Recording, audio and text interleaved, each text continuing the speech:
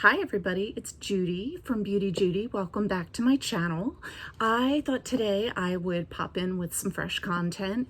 I wanted to talk about the things that I have discovered or have kept going or have quit or stopped before I really started in terms of hobbies and passions since this kind of shelter in place, stay at home order came down on all of us in March. So, there are a couple things that I had set out at the beginning of the year to do, and I either did them or I didn't. And there are things that I picked up since quarantine, shelter in place, etc., that I'm really glad I discovered. So I thought I'd share that with you today and then ask you to keep in mind as we go along. What have you started to do or developed a passion for that you can share in the comments below? Maybe you and I are connected on something that I do, and I'd love to learn that. So either way, I hope that you enjoyed today's video, and let's get started.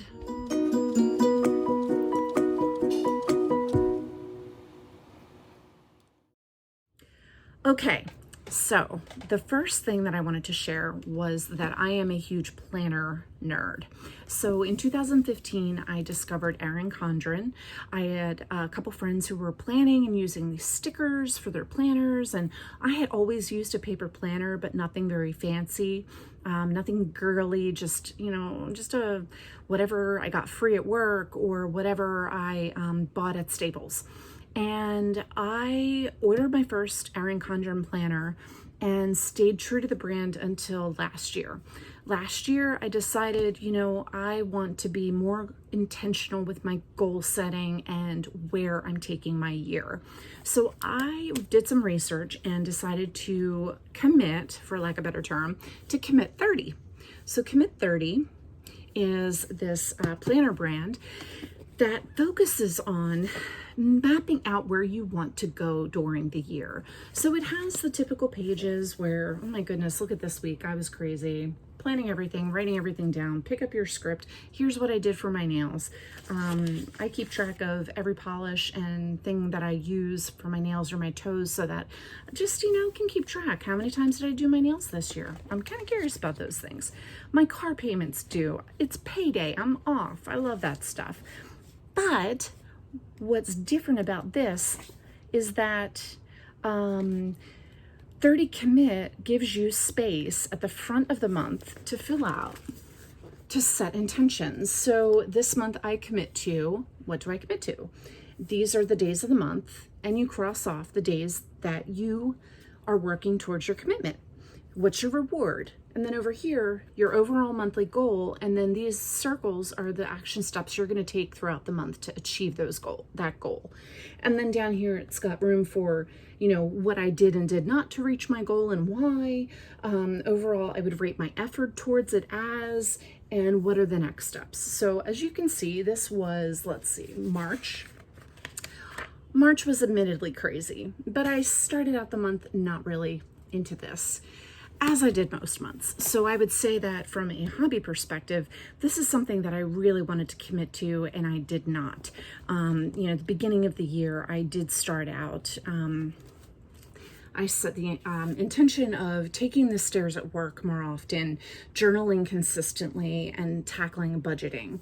And to be quite frank, I think that is something I should have spread out over time. There are 3 changes that are behaviors.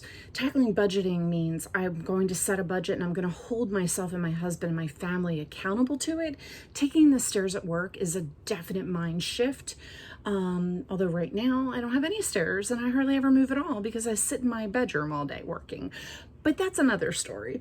Journaling consistently, that's also a day-to-day habit, right? And I think I will approach this differently going forward. And in preparation for this video, I really started thinking about my behavior with this planner. So starting in August, I'm going to take one thing and focus on making that one change in my day-to-day and do it that way. So with that said, I did order another Commit 30 book for 2021. They just came out a couple weeks ago, and I was really excited to continue the journey with this brand.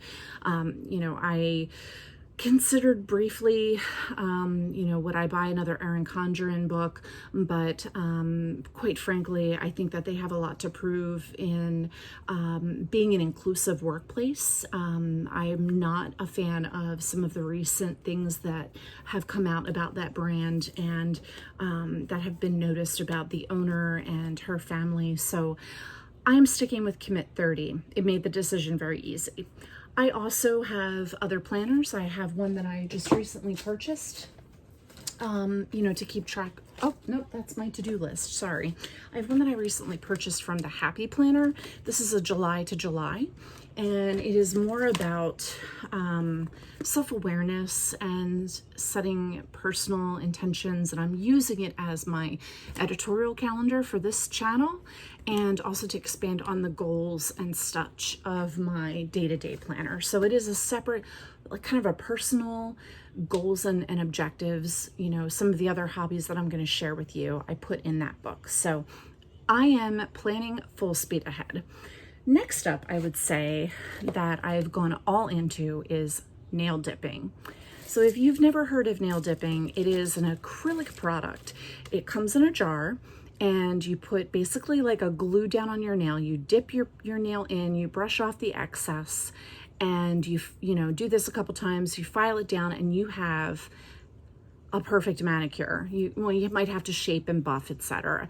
Put a top coat on there, but and I'm oversimplifying the process, to be honest, but you have great nails. So I discovered nail dipping over quarantine. I started doing it in April or May, and it's escalated pretty quickly, I would say. I have lots of colors and glitters, and oh my, it's like, I feel like how Ariel collected dingle hoppers and such. Well, this is like my new dingle hoppers. So yeah, I am really into it, and I find that my nails are growing using the dip.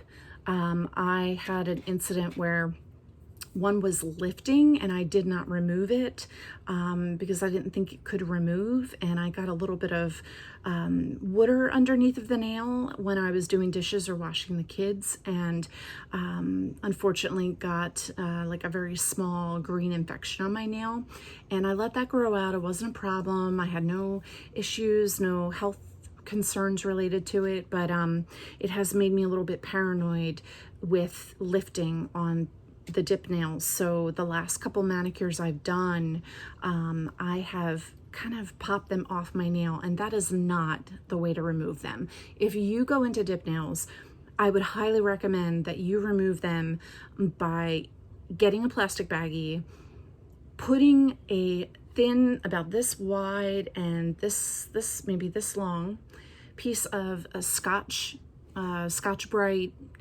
kind of like a scrubby sponge that is no scratch. Put that into the acetone, or that I would put coconut oil in, or buy coconut oil acetone, and put that plastic baggie in a bowl or container of sorts of hot water, as hot as you can stand, and just brush your nails gently across that pad, and within 10 minutes my nails are fresh and done, and it's almost like it melts it off, so there's no damage to my nails. And that is the preferred removal method that I have, and that is what has allowed my nails to grow, because I've got them under an acrylic color product, and the removal is easy. It's not being filed off. I'm not ripping it off, except recently. So anyway, that is a hobby that I discovered. I still love nail polish. In fact, I have one here that I'd like to do later tonight because I'm giving my nails a break because I've been tearing them off. But oh my gosh, dip powder, I can't say enough about it. I primarily buy Revel Nail, S&S, and I've discovered a couple of indie brands, Dirty Dip and Rocky Mountain dip powders. So I will try to link some of the products below that I am talking about today, just so you know.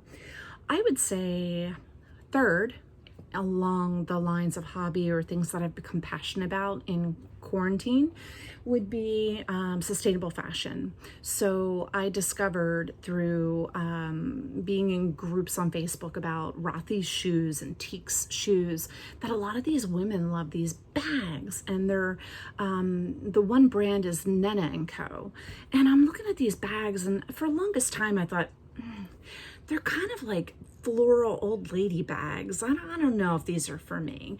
But over time, I learned a little bit more about it. I forget how, but I learned something about it, that it was this, you know, kind of empowerment around women artisans, and that these bags were being handcrafted in Guatemala. And I started to dig deeper, and they're repurposing vintage huipiles that women wear, like the historic, you know, Mayan clothing that women weave for themselves and wear, into handbags. So I started researching the different Mayan symbols on the bags and what this all means. And I fell in love.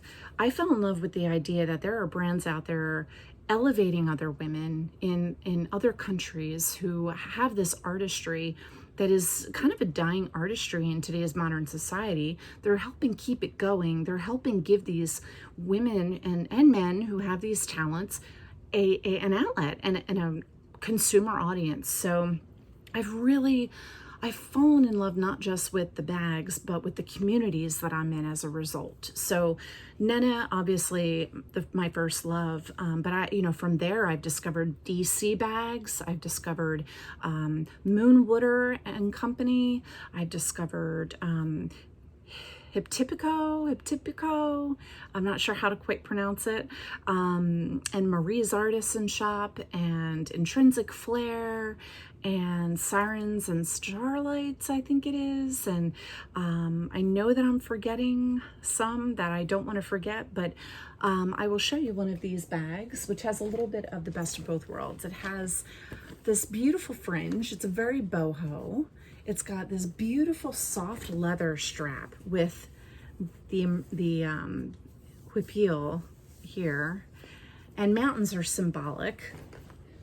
And it has the design on the side, the colorful, beautiful, colorful design, but it's upcycled denim. I believe it's upcycled on this bag. This is a DC bag, you know, and I can personalize it to express myself. So I have move my coffee, a 2020 dumpster fire pin, a Not Today Satan pin, and a typewriter, because I'm a writer. I like typewriters. And you can see behind me up here it's my little collection of pins, and to my left that you can't see, I have a small collection of poms and tassels that I decorate the bags with. The fringe is all the decoration I need for that beautiful bag. So yeah, I have really discovered sustainable fashion, and it has caused me to explore so much more than just these bags and this community. I'm looking at how can I curve some of my other habits to be less wasteful, I guess I should say. So anyway, that is a real passion.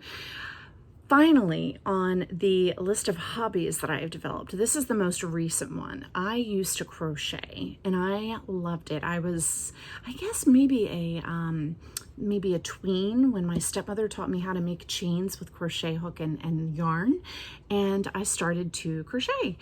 When I was in my 20s, I tried to crochet again, and I failed a couple times at making a blanket. I remember the last time I tried to make a blanket, it was just this project. I don't know what stitch I was using, but it was super tight, and the blanket was wide, and it was like, I got to here, but the blanket was just a little bit too long to be a scarf. I can't even remember how wide it was. And I remember looking at it thinking, oh my gosh, how long is this going to take me? I can't commit to this. I was in my 20s. So I finished whatever row I was on, I tied it off, and I made a scarf out of it. And I'll tell you what, that thing was the warmest scarf I ever owned, and I really wish that I could find it. I don't know what happened to it in our move, but I don't need it so much in Florida, but I do wish I knew where it was, because we go to New Jersey in winter. It is handy. So anyway, how is this new to me? I knew how to do certain stitches with crocheting, but I actually have taught myself half stitch, single stitch, double stitch, what the different terms are, slip knot. And I have started to teach myself through the wonders of YouTube tutorials how to do a granny square. So I am learning, and this is my practice yarn. And I am ready to start my first granny square blanket. So tonight, hopefully, it is Thursday, and I'm filming this on my lunch break. I'm hoping tonight I can start with my actual project. So those are the hobbies that I have developed. I will tell you that there are some, again, that they just did not lift off. And one of those is lettering. I tried lettering. I love it. I think it's beautiful, but I'm not artistic in this way, and my interest waned very quickly. And I think I got as far as reading the opening of the book and learning about the different tools and things that you need. And I even tried to do some of it. I did some of the tutorials, but somewhere around the letter L, I lost interest. L for loss. Oh well. Will I pick it back up? I'd like to. I don't want to be a quitter. I don't like to be a quitter, but I don't know when. And there are so many other people that are good at it. So the other thing I picked up in the beginning of the year, and I went 0 places with it very fast, was journaling, which for anybody that knows me personally is surprising, because I journaled my teen years away. I wrote my teen years away. I kept a journal in my 20s. I sporadically kept one in my 30s. And here I am, not doing a great job of it in my 40s. So I bought bullet journals, and I bought last year I bought Erin Condren goal setting journals. Remember, I wanted to get into goal setting. This inappropriate cover that I don't know if I should beep out, for anxiety, and this one, mindfulness journaling. I don't even know if I filled one out. So I would like to definitely revisit this, because I spent money on these books, and I will revisit these. And I think it'll be a way to tackle the anxiety that I've managed over the course of this period. So again, 2 stops, 2 fails, but at some point I will revisit them. I do not like to quit. So anyway, please let me know in the comments below. I'd love to know what you connect with, what you picked up. Is it something different than what I picked up? And let's chat. All right. I will see you soon in my next video. Bye, everybody.